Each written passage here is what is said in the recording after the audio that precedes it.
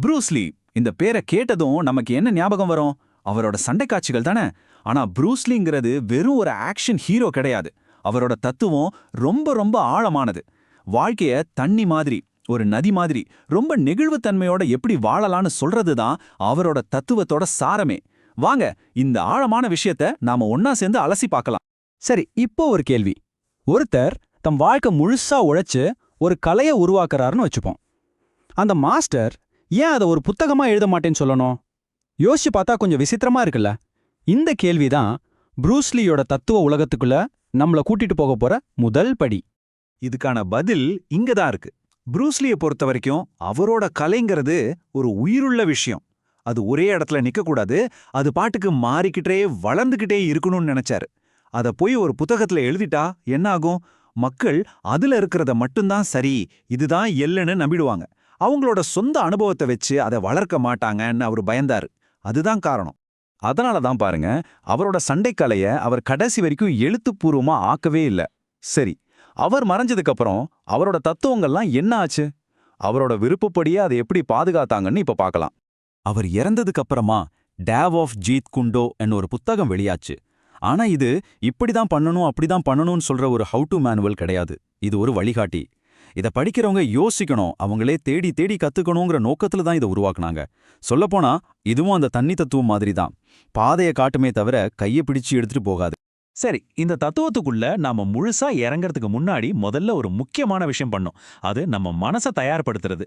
அதுக்கு பேர் தான் உங்க கோப்பைய காலி பண்ணுங்க.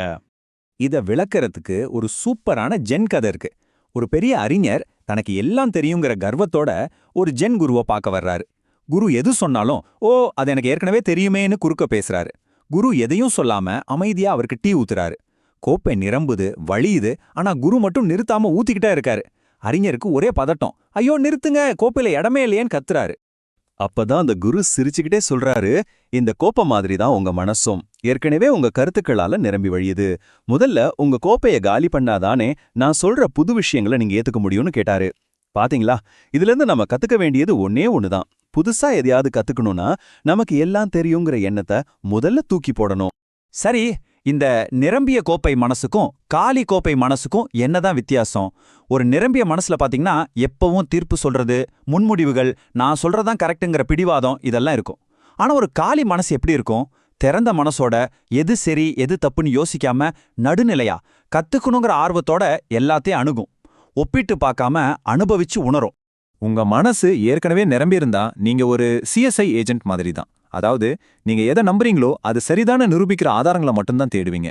உதாரணத்துக்கு, ஒரு பார்ட்டிக்கு போறதுக்கு முன்னாடி ஐயோ அந்த பார்ட்டி ரொம்ப போர் அடிக்கணும் நீங்க முடிவு பண்ணிட்டா அங்க போனதும் உங்க கண்ணு போர் அடிக்கிற விஷயங்களை மட்டும்தான் தேடும். அங்க இருக்கிற நல்ல விஷயங்கள் உங்க கண்ணுக்கே தெரியாது. சிம்பிள். ஓகே, இப்போ மனசளவுல நாம தயார். அடுத்தது உடல் அளவுல தயாராகணும். இந்த தத்துவத்தை நம்ம உடல் மொழியிலையும் நம்ம வாழ்க்கையை அணுகிற விதத்திலையும் எப்படி கொண்டு வருது?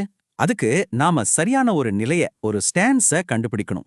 ப்ரூஸ்லியோட அந்த ஃபேமஸான ஆன்கார்ட் பொசிஷனை கொஞ்சம் பாருங்களேன். பின்னங்கால் குதிங்கால் லேசா தூக்கி இருக்கும். ஒரு பாம்பு சீர தயாரா சுருண்டு படுத்திருக்கிற மாதிரி. கை காலெல்லாம் ரொம்ப ரிலாக்ஸ்டா இருக்கும். ஆனா சும்மா தொளதொலன்னு இருக்காது.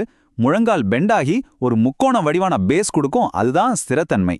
மொத்தத்துல அதோட சாராம்சம் என்னன்னா, சுறுசுறுப்பா இருக்கணும், ஆனா அதே சமயம் நிலையா இருக்கணும், ரிலாக்ஸ்டா இருக்கணும், ஆனா எப்பவும் தயாரா இருக்கணும். ஆனா ஒன்னு புரிஞ்சுக்கோங்க, இது வெறும் சண்டை போடுறதுக்கான ஒரு போஸ் கிடையாது. இது வாழ்க்கையவே முழு ஈடுபாட்டோட வாழ்றதுக்கான ஒரு நிலை. ஒரு பெரிய அணைக்கட்டுக்கு பின்னால தேங்கி இருக்கிற தண்ணிய கற்பனை பண்ணி பாருங்க. பார்க்க அமைதியா காத்திருக்கிற மாதிரி தெரியும். ஆனா அந்த அணைய திறந்தா எப்படி ஒரு சக்தியோட சீறி பாயும்.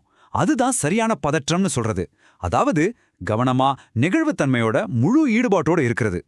சரி, இவ்ளோ நெகிழ்வுத்தன்மையோட எப்பவும் தயாரா இருக்கிறதுக்கு உண்மையான நோக்கம் என்ன? எதுக்கு இதெல்லாம் பண்ணணும்? இதோட உச்சக்கட்ட இலக்கு ஒன்னே ஒண்ணுதான். நம்மளோட உண்மையான சுயத்தை, நம்மளோட இயல்பை முழுமையா வெளிப்படுத்துறது. இதுக்கு பேரு தான் சுய உணர்தல், அதாவது செல்ஃப் ஆக்சுவலைசேஷன். செல்ஃப் ஆக்சுவலைசேஷன்னா நீங்க என்ன வேலை செய்றீங்க, என்னவா இருக்கீங்கிறது முக்கியம் இல்ல. நீங்க செய்யற ஒவ்வொரு விஷயத்திலையும் உங்க உண்மையான இயல்பை நீங்க எப்படி வெளிப்படுத்துறீங்கிறது தான் முக்கியம். சுருக்கமா சொன்னா உங்க உண்மையான சுயத்தை வெளி உலகத்துல நிஜமாக்குற ஒரு பயணம் தான் இது. உண்மையில நம்ம எல்லாருடைய பயணமும் இப்படிதான் இருக்கு. முதல்ல நம்ம பிறக்கும்போது ரொம்ப சுதந்திரமா நம்மள வெளிப்படையா வெளிப்படுத்திக்கிட்டு இருக்கோம். அப்புறம் இந்த சமூகத்துல வாழணும், எல்லாரோடையும் ஒத்து போகணும்னு சொல்லி சில விதிகளை கத்துக்கிறோம். இந்த முயற்சியில நம்மளோட உண்மையான இயல்பை கொஞ்சம் கொஞ்சமா இழந்துடுறோம். கடைசியா ஒரு கட்டத்துல நாம யாருங்கிறத உணர்ந்து இழந்த அந்த உண்மையான சுயத்தை திரும்பவும் மீட்டெடுக்க முயற்சி பண்றோம். இதுதான் அந்த பயணம். இப்ப நாம கடைசி கட்டத்துக்கு வந்திருக்கோம். இது ரொம்ப முக்கியமான ஒரு கருத்து. நாம இதுவரைக்கும் பார்த்த எல்லாத்தையும் ஒன்னா சேர்த்து ஒரு முழுமையான உலக பார்வைய எப்படி உருவாக்குறதுன்னு பார்க்கலாம். இங்க தான் yin yang தத்துவம் உள்ள வருது. பொதுவா வெஸ்டர்ன் கல்ச்சர்ல yin மற்றும் yang எதிரெதிர் விஷயங்களா பாப்பாங்க, சூடு வர்சஸ் குளிர் மாதிரி. ஆனா கிழக்கத்திய தத்துவத்துல அப்படி இல்ல. அவை ஒண்ணுக்கொண்ணு எதிரி கிடையாது, ஒன்ன நிறைவு செய்யற இன்னொன்னு. உதாரணத்துக்கு சூடும் குளிரும் வெப்பநிலைங்கிற ஒரே விஷயத்தோட ரெண்டு முனைகள், அவ்வளோதான். ஒண்ணு இல்லாம இன்னொன்னு கிடையாது. நம்ம வாழ்க்கையும் தண்ணி மாதிரி தான், ஒரு முழுமையான அனுபவம். அதுல சந்தோஷமும் இருக்கும், சோகமும் இருக்கும். சில சமயம் மென்மையா இருக்கும், சில சமயம் சக்தி வாய்ந்ததா இருக்கும். வாழ்க்கையில ஒரு பாதியை மட்டும் ஏத்துக்கிட்டு இன்னொரு பாதியை நாம எதிர்த்தா நம்மால ஒரு முழுமையான சமநிலைக்கு வரவே முடியாது. ரெண்டையும் ஏத்துக்கிறதுல தான் முழுமை இருக்கு. இத ப்ரூஸ்லியோட வார்த்தைகள்லயே சொல்லணும்னா, யாங் மற்றும் yin அடிப்படையில் ஒண்ணுதான், இல்லனா பிரிக்க முடியாத ஒரு முழுமையோட ரெண்டு முனைகள். இந்த ஒற்றுமைங்கிற பார்வை தான் அவரோட உலகப் பார்வைக்கே அடித்தளமா இருந்துச்சு. ஆக மொத்தத்துல ப்ரூஸ்லியோட தத்துவத்தை சுருக்கமா சொல்லணும்னா இதுதான்: மனச காலியா வைங்க, எப்பவும் தயார் நிலையில இருங்க, உங்க உண்மையான சுயத்தை வெளிப்படுத்துங்க. இந்த மூணு ஒன்னு சேரும்போது உங்களுக்கு கிடைக்கிறது ஒரு முழுமையான வாழ்க்கை.